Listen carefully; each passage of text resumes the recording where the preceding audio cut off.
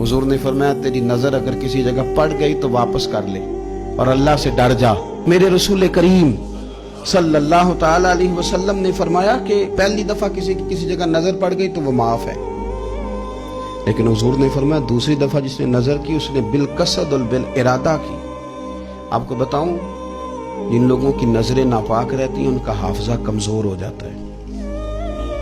जिन लोगों की नजरें नापाक रहती हैं उनकी इबादत की लज्जत चली जाती है।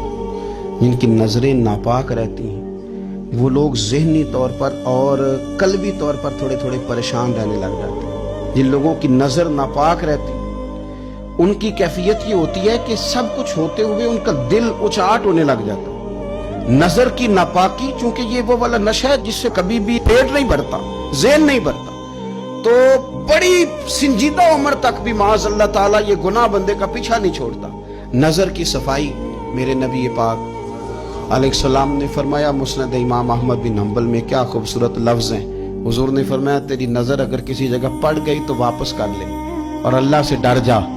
तूने अल्लाह से डर के उस नजर को वापस फेर लिया, तेरा वो वापस फेरना अल्लाह तेरे लिए इबादत बना देगा, और इबादत भी वो जिसके अंदर अल्लाह तुझे लज्जत अता फरमाएगा।